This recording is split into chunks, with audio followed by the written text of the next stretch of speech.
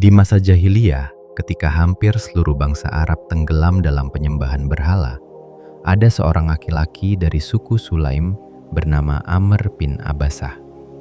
Ia bukanlah pengikut buta tradisi. Hatinya gelisah. Ia melihat orang-orang di sekitarnya menyembah patung-patung batu yang tak bisa mendatangkan manfaat maupun mudarat.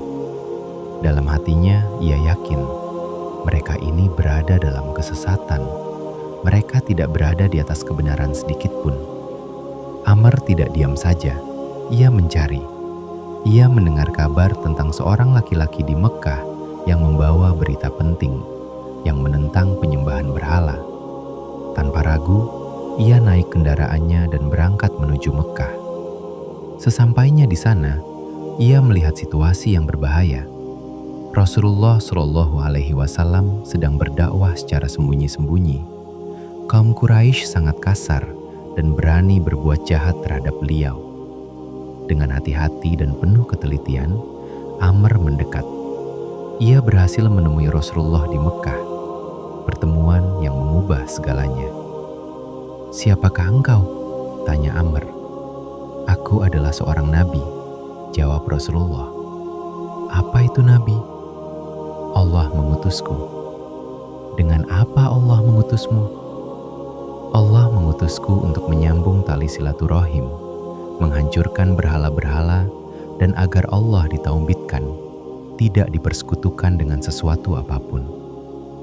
Amr bertanya lagi, "Siapa yang bersamamu dalam ajaran ini?"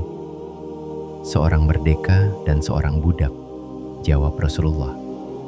Saat itu, yang bersama beliau hanyalah Abu Bakar dan Bilal radhiyallahu anhuma. Hati Amr tersentuh. Ia langsung berkata, "Aku akan mengikutimu." Namun Rasulullah Shallallahu Alaihi Wasallam menjawab dengan bijaksana, "Engkau belum mampu melakukannya hari ini.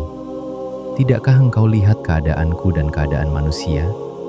Kembalilah kepada keluargamu. Jika engkau mendengar aku telah menang dan tampak berkuasa, maka datanglah kepadaku." Amr menurut. Ia pulang ke keluarganya, menunggu dengan sabar. Ia terus mencari kabar.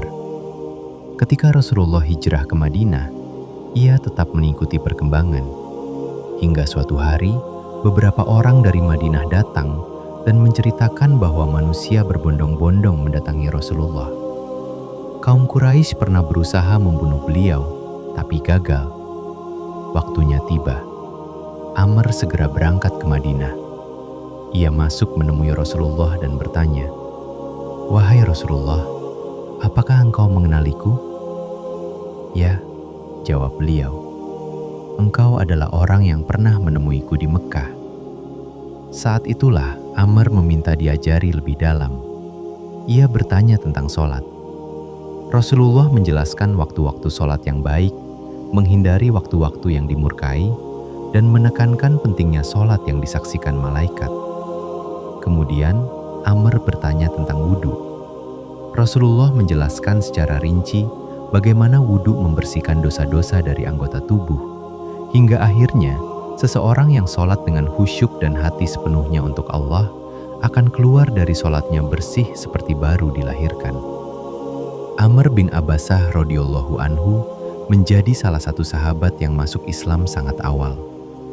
Ia sendiri pernah mengatakan bahwa ia merasa seperti seperempat Islam karena ketika ia masuk, Rasulullah hanya didampingi 2 orang.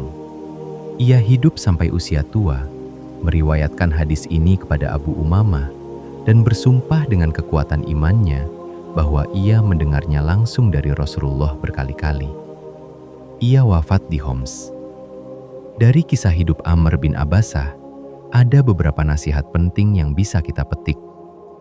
Pertama, fitrah yang suci bisa menolak kesesatan meski dikelilingi olehnya. Jangan takut berbeda jika hati nurani menolak kebatilan. Amr membuktikan bahwa pencarian kebenaran dimulai dari kejujuran hati. Kedua, hidayah datang kepada orang yang sungguh-sungguh mencarinya.